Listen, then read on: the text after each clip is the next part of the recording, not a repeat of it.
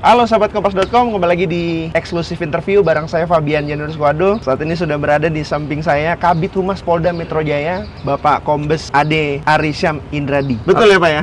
Betul, Oke. salam presisi. Salam presisi.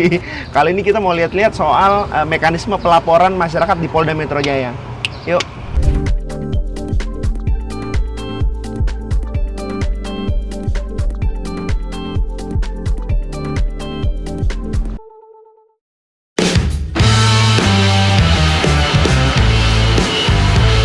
Kebijakan Bapak Kapolda bahwa ada di level tertentu anggota itu tidak boleh bawa Kendaraan. roda 4. Oh gitu. Iya. Jadi harus naik transportasi umum. Iya. Oh, bagus juga atau tuh. naik motor. Oh, Jadi gitu. itu demi pelayanan. Karena kan di sini kan ada Samsat Jakarta Selatan Iya. itu. Oh, Itu masalahnya. betul. Jadi kan gabung Samsat Iya. Jakarta Selatan itu melayani Heeh. masyarakat Jakarta Selatan yang mau mengurus itu STNK, BPKB. Oh gitu. Tapi menarik. Mobil anggota. Iya menarik itu ya, apa namanya? Mungkin banyak polisi yang transportasi umum gitu. Iya. Iya. Iya, itu sudah ada kerjasama sama Pemprov DKI kan. Iya. Anggota Polda Metro Jaya itu dikasih kartu Gratis. gratis, Oh iya. gratis. Oh enak banget. Transjakarta ya Pak ya. Jadi kalau nggak dimanfaatkan sebenarnya sayang banget gitu ya. sayang.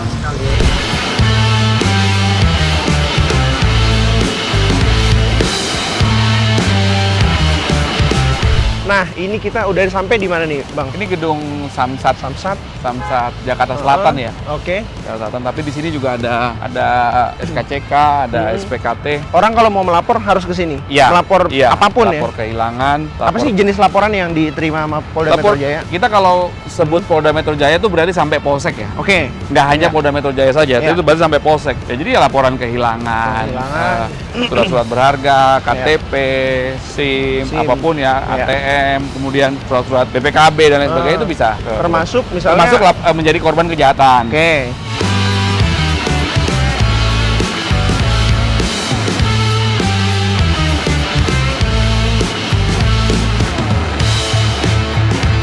Selamat siang Mas, maaf ganggu sebentar ya, izin Pak. Ya Pak. Mau bikin apa Pak? Bikin laporan apa? Kehilangan. Kehilangan apa? Kehilangan STNK. Kadang-kadang gini Mas, ada gap juga sih. Ada gap antara ya memang masyarakat mungkin belum tahu ya. Informasinya Begitu, Iya, jadi kadang ada korban begitu kehilangan motor dari TKP, dia langsung ke Polisi. kepolisian terdekat. Polisi, ya. Kemudian dijelaskan oleh teman-teman dari SPKT di Polsek ataupun Polda atau Polres bahwa oh Bapak kehilangan motor. Izin Pak, ada bukti kepemilikannya. Iya, betul. Oh, STNK, leasing, oke. BPKB, misalnya Misalkan gitu ya. leasing. Iya. Berarti surat keterangan dari leasing Pak ya. Jadi biar match gitu loh Mas. Jadi Oke. jadi kehilangan sesuatu kami wajib melayani, tapi kami wajib juga melakukan asesmen. Asesmen. Artinya data dukungnya dan lain sebagainya. Iya. Jadi jika kadang penjelasannya tidak tuntas atau pemahaman dari masyarakat juga nganggap loh, saya ini lagi susah loh Pak, Iya. masa nggak percaya motor saya hilang ya? kok dimintain Itu kadang-kadang macam-macam ada gitu ya? gapnya juga di situ Ah. ya. Sampai bahkan kunci ya. Kalau kehilangan motor, Kuncinya harus kunci dikasih. serepnya pun kita amankan dulu ya. Iya. Nah ini kadang-kadang masa loh, saya udah kehilangan motor, bikin laporan malah ditolak. Nah ini bukan ditolak Pak sebenarnya, bukan ditolak.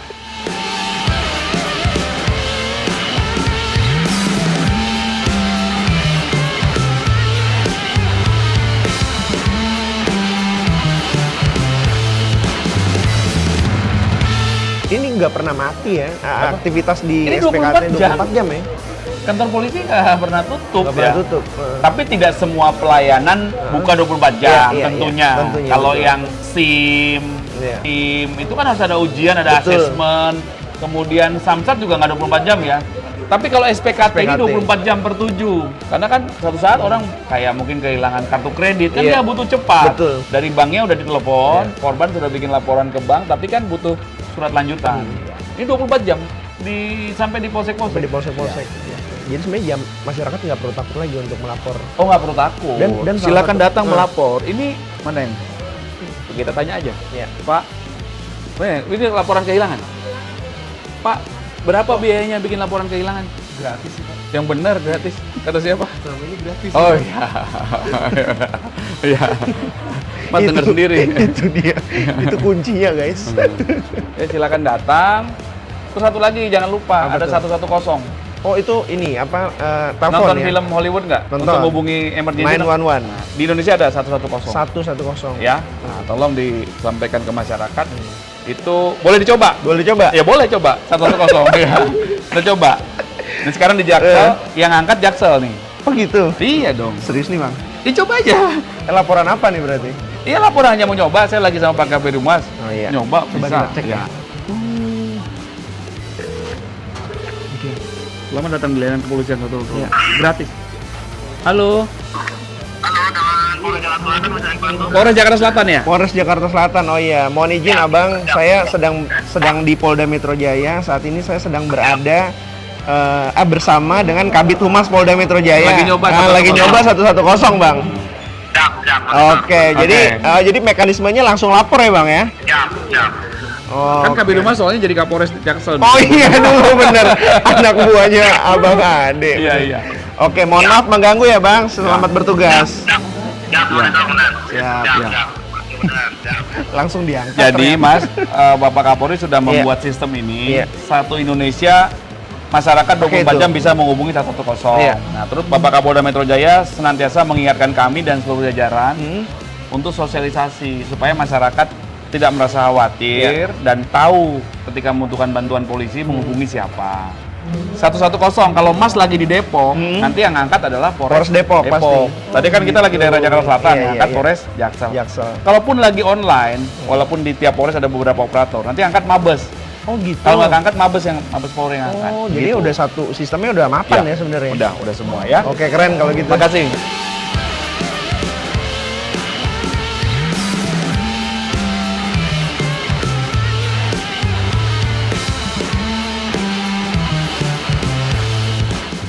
Bang, Abang melihat institusi Polri ya dari awal sampai sekarang itu kan dinamis. Ya. Kadang dia dicintai publik, kadang tingkat kepercayaannya rendah Ya.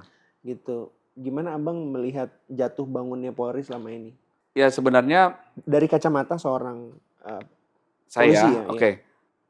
Saya tidak bisa merubah dunia ya kan gitu. Saya tidak bisa merubah apa yang di luar jangkauan saya. Yang bisa saya rubah adalah organisasi yang saya pimpin. Iya. Di sisi lain, itu pun ternyata tidak bisa. Yang bisa saya rubah adalah ini dalam nih. diri saya sendiri. Oke. Artinya Ya, Abang tidak setidaknya- bisa merubah dunia, tetapi minimal Abang punya pengaruh di yang institusi yang Abang Ya. pimpin, unit yang Abang pimpin. Ya, menjadi bapak ya. Saya kan sekarang menjadi bapak di kantor humas. Iya. Menjadi bapak dimanapun yang paling sulit itu adalah harus menjadi contoh dan berlaku adil. Nah itulah menurut saya yang harus kami lakukan di setiap individu anggota polisi, ya harus berupaya mencintai bidang tugasnya, kerjaannya, kemudian memberikan yang terbaik. Iya. Harus mengetahui apa maksud dan tujuan, apa makna. Kemarin saya jadi Kapolres Jakarta Selatan, sebelumnya saya pernah jadi Direktur Reskrim di Jogja, sekarang saya jadi Kabid Humas. Apa tujuan saya? Apa maksud dan tujuan pimpinan Polri, Bapak Kapolri, organisasi menempatkan saya di sini? Saya harus berbuat. Saya harus berbuat. Saya harus minterin anggota saya harus ngajak mereka berpikir untuk memberikan kontribusi positif. Iya. Kalau tidak bisa memberikan kontribusi positif pun bahkan jangan melakukan pelanggaran. Syukur-syukur bisa memberikan kontribusi. Dan yang paling penting itu berlomba-lomba. Berlomba-lomba berbuat baik, berlomba-lomba memberikan kemanfaatan. Oke. Nah, sebagai wujud rasa syukur kita menjadi anggota polisi. Oke. Jadi, itu butuh komitmen setiap individu. Ya. Bang, pertanyaan saya gini, ini jujur aja nih Bang. Ya. Bang Ade harus jujur ya. Ya. Apa perasaan yang muncul di diri Abang ketika melihat polisi yang bengkok, yang tidak menjalankan itu dengan tugas-tugas tadi dengan Ya. baik? Sedih ya sebenarnya, sedih. Sedih. Ya? Saya sering berdiskusi Mas sama rekan saya atau siapapun yang saya kenal Iya. ketika masyarakat menganggap si oknum ini bengkok. Saya sering memberikan, maksudnya kenapa gitu ya, kenapa ini bisa terjadi? Karena yang saya yakini bahwa kalau ada anggota kita salah, itu pasti ada kesalahan kita. Oke. Nah, ya saya sebagai bapak ketika ada anggota Humas Polda Metro Jaya, ada yang salah, itu pasti ada kesalahan saya. Ya sedih dan berusaha mengajak diskusi loh. Diskusi ya. Kemarin, ya mohon maaf, ada beberapa kasus di berbagai daerah, ya saya suka diskusi. Oke. Ini Meskipun kok bukan gini di ya? bukan di Polda Metro Iya Jaya. bukan, itu karena wujud kecintaan saya kepada polisi ya. Wujud ingin berbagi pengalaman juga. Oh bro atau bang atau komandan izin berbagi, kami pernah nangani ini, kami dulu handlingnya begini ya. Saya sering begitu ya, karena itu wujud kecintaan saya. Dan statement miring atau apa komentar miring netizen, taruhlah kita netizen itu pernah nggak membuat abang apa ya kesel gitu? Kok begini banget sih nih orang nih menilai polisi gitu? Iya, kita nggak bisa Oknum, menghindari. dia bilang gini, dia bilang gini, oknum kok sekompi gitu misalnya gitu. Iya. Kan itu yang kita sering lihat di kolom komentar itu. Saya sangat menyadari ya. Dulu sebelum saya dinas di Humas pun, kami sudah sangat menyadari bahwa situasi sekarang ini perkembangan dan kecepatan arus informasi sangat cepat. Netizen atas nama A bisa berkomentar walaupun dia bukan A, ya kan? Iya. Namanya A, tapi dia sebenarnya mungkin B atau C. Akun tanpa wajah ya. Ya, tetapi ini pengalaman saya. Kalau saya pakai filter ini aja Mas nih ya. Kita pakai akal kita, logika kita, kemudian jangan lupa kita pakai hati kita. Suatu saat saya di Jaksel nangani kasus, saya nggak sebut mereknya lah, Mas tahu lah waktu saya di Jaksel saya nangani kasus yang ada viral penganiayaan terhadap anak itu. Oke. Ya, saya nggak sebut ya. Oke. Itu bagaimana netizen waktu itu membuli saya, dianggap saya berpihak, betul, dianggap lambat penerapan pasal. Karena penegakan hukum itu nggak bisa sak-dek-saknyet. Begitu saat ini fakta dan alat buktinya, perbuatan Mas yang bisa saya buktikan adalah ini, saya nggak bisa memberikan pasal yang lebih berat. Itu nggak boleh, itu zolim namanya. Itu tuh satu lagi. Kemudian ada penetapan seorang tersangka diantaranya yang harus cepat. Oh nggak bisa. Hak-hak tersangka pun harus saya jaga dan lain sebagainya. Artinya netizen dapat saja berkomentar apapun. Iya. Ya. Yang komentarnya benar harus kita terima dong. Betul. Justru terima kasih saya kepada netizen menurut saya. Karena komentar-komentarnya itu kritik yang membangun. Kan kita bukan manusia yang sempurna, ada salah juga. Jadi nggak sakit hati ya? Nggak perlu sakit hati. Tapi begitu komentarnya salah, ya nggak apa-apa juga menurut saya. Karena kita ukur diri kita lagi, oh kayaknya kita sudah, saya diskusi sama Kasat, gimana? Ini ada komentar begini. Prosedurnya sudah benar. Ya udah gitu loh. Jadi dan hak semua pihak yang terlibat dijaga. Iya. Jadi saya sampaikan ke anggota, selama kita SOP, selama kita tidak punya kepentingan apapun dengan pribadi, kita nggak usah takut. Zaman sekarang sudah seperti itu. Betul. Kita harus terima kasih kepada netizen ketika ada komennya yang memang benar juga. Kita juga jangan takut untuk mengkoreksi diri. Kita kan bukan Superman. Betul. Tadi Spider-Man juga bukan. Nggak apa-apa sih menurut saya. Itu ini alam itu seimbang, Mas. Nggak ada orang yang putih semua, pasti ada hitamnya. Nggak ada orang yang hitam semua, pasti ada putihnya. Kalau nggak terjadi keseimbangan, alam ini hancur. Harus ada keseimbangan. Nah, kita berusaha lebih baik. Ilmu lagi aja katanya. Bang, kita masuk ke persoalan di Jakarta. Ya. Kok ini kita melihatnya ya, kok orang Jakarta kayaknya makin sadis ya. Saya udah lumayan lah ya meliput dunia kriminal gitu ya. Enggak senior belum lah, tapi masih ya di atas 5 tahun lah ya. Itu kok dibanding yang dulu kok kayaknya orang-orang Jakarta tuh makin sadis. Dikit-dikit ya mohon maaf ya, ini tahu di blur apa nggak nih? Bacok, ya kan, siram air keras, bunuh, tusuk. Orang juga dengan mudahnya kayaknya gantung diri, bunuh diri. Gitu misalnya. Ini fenomena apa Bang di Jakarta? Abang bisa punya penjelasan nggak? Sebenarnya fenomena yang membuat kita mendapatkan informasi tersebut adalah karena kecepatan yang sangat tinggi dari arus informasi yang beredar. Dulu karena tidak ada medsos dan lain sebagainya, tidak ada internet, kita belum tahu di tetangga di daerah sebelah ada peristiwa apa. Tapi sekarang kan langsung cepat tahu. Oke. Jadi menurut saya, selama manusia itu hidup, itu permasalahan itu tetap menurut saya sama banyaknya. Makanya yang harus kita lakukan menurut saya, ya kita sama-sama mengingatkan, sama-sama berlomba berbuat baik. Fenomena pembunuhan sudah ada sejak zaman dulu. Iya. Kenapa sih dikatakan fenomena? Fenomena itu ketika ada dua peristiwa yang sama. Kalau satu kejadian aja belum menjadi fenomena. Iya. Ada dua. Nah, kenapa kejadiannya banyak? Ya karena informasinya cepat kita terima. Sebenarnya, Mas sebut apapun lah.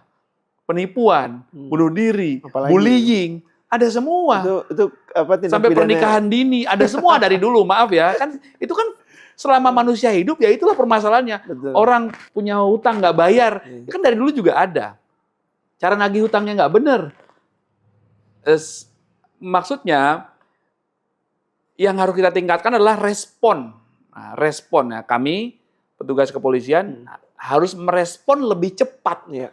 Karena informasinya begitu mudah didapatkan masyarakat, begitu mudah viral, sehingga responnya harus ekstra 2 kali. Iya. Memang tuntutannya sangat berat. Saat ini kami diminta untuk bergerak sangat cepat. Tapi Bapak Kapolda Metro Jaya senantiasa mengingatkan bahwa antara lain ya, kantor polisi harus menjadi shelter yang aman bagi masyarakat. Iya. Kemudian jangan membebani masyarakat. Menangani perkara harus objektif dan sebagainya. Bapak Kapolda mengingatkan, kita setiap hari ada WA group, setiap minggu ada evaluasi dari Bapak Kapolda itu terus diingatkan terus agar jajaran. Kemudian reward and punishment itu juga seimbang dilakukan. Ketika ada anggota yang dituduh melakukan yang tidak baik, kita harus sampaikan. Diproses juga, sampaikan apa adanya. Ketika ada anggota yang dituduh tidak baik, tetapi memang tidak baik, pasti akan disangsi sanksi yang tegas. Bapak Kapolda sangat tegas. Beberapa dilakukan secara proporsional juga. Proses kode etik, proses pidana, proses disiplin itu dilakukan semua. Sehingga sehat organisasi, fair play berjalan ya. Yang berprestasi didukung, diberikan apresiasi, diberikan promosi. Yang tidak itu dilakukan pembinaan, teguran. Kemudian hingga yang paling tinggi kan pelanggaran kode etik ya, dan juga pidana. Itu dilakukan Mas. Ya. Terakhir nih Bang, soal narkoba. Ada beberapa di Jakarta masih ada beberapa kampung narkoba. Bahkan terakhir kali ada kampung narkoba yang ternyata di backing sama seorang bintang 2. Bintang 2 atau bintang 3 sih? Teddy Minahasa maksudnya. Pada saat itu kan terbuka di sidang. Bagaimana itu barang bukti itu turun sampai ke Kampung Bahari. Gitu. Nah, Abang melihatnya gimana? Gini loh, saya tinggal di Kampung A. Terus semua orang se-Indonesia Raya ini bilang Kampung A itu jelek. Ya saya juga harusnya bangkit dong. Ngerti nggak Mas maksudnya? Ya sama-sama kita, sama-sama. Karena modus operandinya semakin berkembang. Ya kami juga harus meningkatkan kemampuan untuk mengungkap berbagai jenis kejahatan dengan modus-modus baru. Tetapi kan kalau semuanya bergerak bersama-sama, komitmen, nah ini lebih baik ya, lebih baik. Kami tidak menyalahkan siapapun, kami terus melakukan evaluasi, Polda Metro Jaya terus berbenah diri, melakukan upaya-upaya kepolisian. Nah ini mohon dukungan kerjasama. Ayo kita sama-sama kita persempit. Kita persempit ruang gerak para pelaku kejahatan apapun. Artinya Abang lagi mendorong masyarakat yang tinggal sama-sama ya, sama-sama. Patroli siber, pengawasan. Sekarang gini, kalau ini supply and demand. Ya kalau nggak ada demand-nya ya nggak akan terjadi. Nah, siapa? Atau mari kita bersama-sama sadarkan masyarakat bahwa ayo kita hilangkan demand-nya, ya jangan make. Dampaknya kampanye bahwa pakai morfin itu akibatnya gimana, pakai sabu akibatnya gimana, itu sangat mudah, kita Google juga bisa. Cuma Terus bagaimana peran orang tua Hmm. mengawasi anak-anaknya, itu juga kita sudah tahu semua. Filmnya ada, sinetronnya ada, semua ada. Cuma kadang-kadang alarm kesadaran kita, nah itu yang terus. Tapi kita jangan berkecil hati, ya kita harus optimis. Dan masyarakat nggak perlu khawatir, Polda Metro Jaya ada 24 jam. Mantap sekali, Polda Metro Jaya Ya. ada terus Ada 24 24 jam. Ini kalau anak Gen Z bilang ada terus. Gitu. Oke, Ya. Bang Ade. Oke, ya. Mungkin bisa kasih sampaikan pesan lah buat warga Jakarta. Oke, baik. Ya. Jakarta itu rumah kita, ayo kita jaga.